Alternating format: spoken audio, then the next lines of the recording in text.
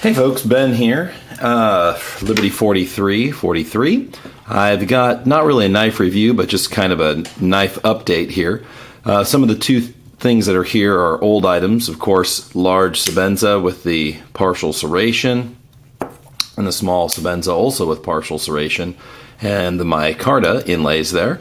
What I wanted to share with you today was this little piece that I picked up about a week and a half, 2 weeks ago on USN from a member there, and I wanted to share this with you. It is pretty cool. This is as you can see here, there you go, it's a John Graham,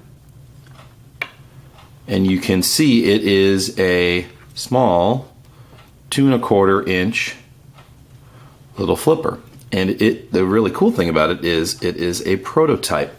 Just to give you kind of a size comparison, of course, you do have the other knives there, and I will show you something that's also part of my EDC, which is the Wee Razel. So for those of you that are kind of Graham fans, you can kind of see how it stacks up to one of his smaller knives there.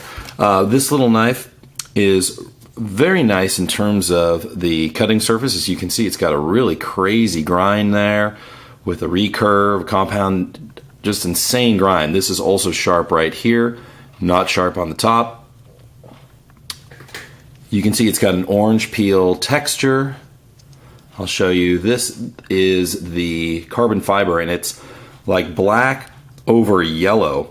It's very interesting, and it also has a very cool backspacer, which is also that orange peel texture as well. And I'm assuming the backspacer is also titanium. The pocket clip is kind of reminiscent of, as you can see here, his leather sheath. The pocket clip, I'm not sure if this is what makes the prototype or not, or if he's just experimenting, but you can see it is set a little differently than some of his more current pocket clips. And it's attached inside there. I don't know if you can see the screws there, but it's attached a little different versus, being pressed in. It's actually kind of screwed in, and it appears almost as if it's the same material, or looks like, as the backspacer. But this little knife is wicked sharp, and it flies out, to use the old phrase, like a rocket. I mean, it really does, though. It is very tiny in the hand, but it makes for a very nice, I guess I would say, second piece for EDC.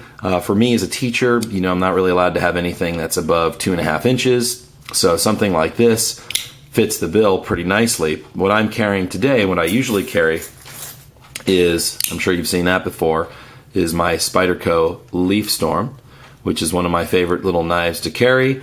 It does the job. It probably needs to be sharpened now. It's getting a little bit dull because I mean, this thing used to be like a laser when I first got it. Now it's getting a little dull, so have to have that sharpened up. But just wanted to share this little quick video with you. I'll flip it a few more times so you can see it. Looking forward to the next couple of weeks. The Plaza Cutlery Show is coming up here in Anaheim, and there's always cool things. This one might be for sale by the time I publish this. You might see a little for sale way to get in contact with me, down below there. And if it is, of course, you can email me, or however it works on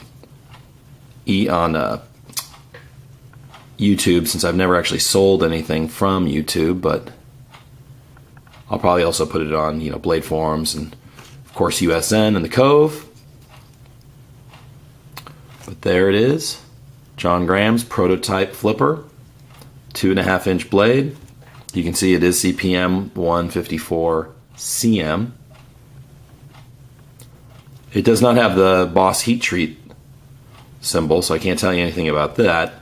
And like I said, I'm not the original owner of this, so I don't really know the history behind it. But there you go, John Graham folder. Very cool little piece. I'm just going to flip it a couple more times. Show the backspacer again. And that clip. And the clip is very tight, but does fit in the pocket nicely. I haven't cut anything with it or carried it. I put it in the pocket without any keys or anything just to see what it would feel like, but I haven't really had a chance to EDC this at all. I don't plan on it if I'm going to sell it, so I'm not really sure. But one of the reasons I'd like to sell it is to get some cash, because that show's coming up and you never know what's going to be there. You know, Les George and Emerson and Kirby Lambert, a whole bunch of others. So you never know what might pop up. But that knife is quite a flipper. Anyway, thank you folks for watching. See you all soon. Keep the shiny side up. Cheers.